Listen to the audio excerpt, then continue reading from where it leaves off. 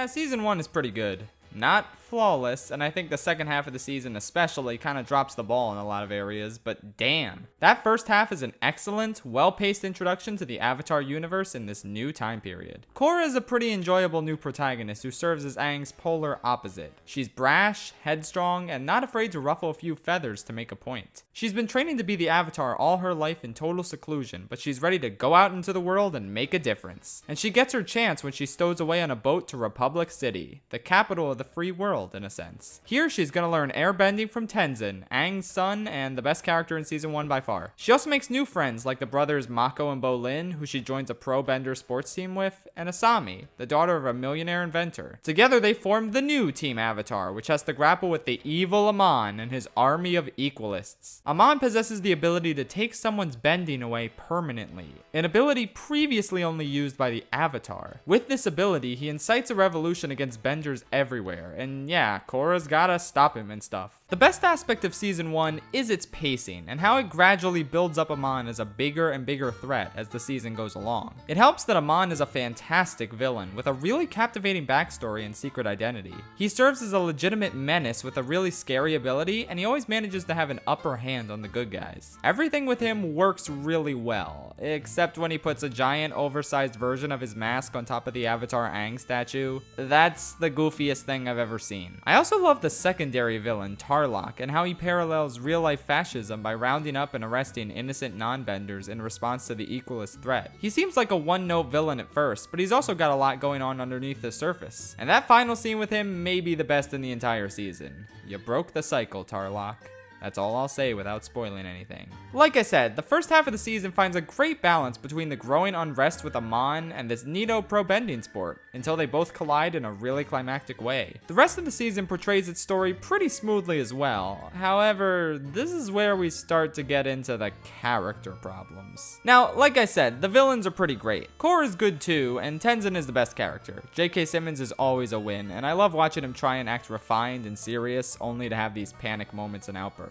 It's really fun. Am I to understand that you cannot read tempo? Can you even fucking read music? Tenzin's kids are funny too. Yes, even Milo. Except when he farts. That sucks, bro. Asami's fine, but she doesn't really come into her own yet as a character in this season. Bolin is where the problems start to arise. I like Bolin. He's a cool dude who provides a bit of levity considering how serious the rest of Team Avatar is. But there's a lot of instances where he's just not funny. Everyone on the new Team Avatar feels pretty distinct from the old Team Avatar, but Bolin honestly just feels like an attempt at being the new Sokka, and it doesn't really work. Sokka just had this unique charm to him that couldn't be replicated, and Bolin feels like he's trying way too hard to replicate it. And it's not just the writing, I don't think the voice acting works for me either. Something about Bolin's voice just isn't funny, I'm sorry to say. But like I said, he's fine. Mako fucking sucks. He's so boring. His design is boring. His voice is boring. He sounds totally bored in every situation. He is written so terribly, with the writers just deciding halfway through the season that suddenly he has a huge crush on Korra. It's ridiculous. He treats his girlfriend Asami like shit, only to flirt with Korra constantly. And after all the trauma Asami goes through, it's pretty heartless and inconsiderate. Okay, they've just decided to be a huge, like a loud ass fucking cricket. I don't even, why is that so loud? Can you stop?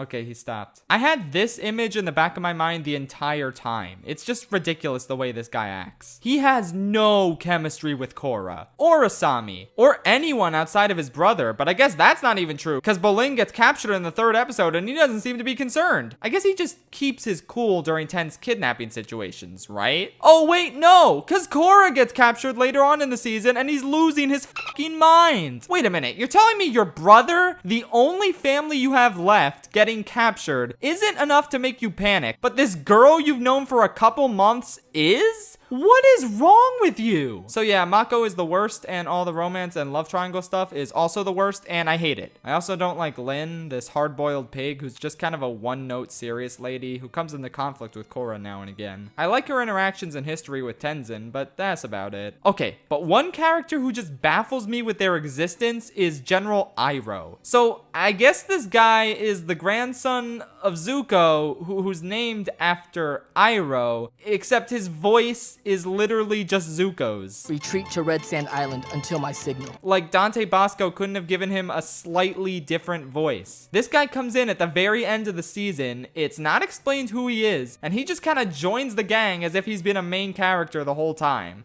I'm sorry, who are you? Now, everyone hates the ending to season 1, and yeah, it really is the most rushed, Deus Ex Machina-ass ending you could possibly put here. But considering the fact that Korra was developed as a mini-series with no intention of a season 2 happening, there's not much else they could have done here. Future seasons aren't afraid to end in an unhappy way with legitimate consequences, so at least they learned from this misstep. Still, without the knowledge that season 1 was intended as a standalone miniseries, this really is a load of barnacles and probably the weakest ending out of all 4 seasons. Still, this season was a pretty fun ride. Overall, while it's not quite as good as Avatar Season 1 since it's a bit messier and has less compelling protagonists, I think the action, themes, villains, and overall story more than make up for its shortcomings. 7 out of 10. Would recommend if you can get past its flaws. Let's hope Season 2 is an improvement. Holy f***, go back.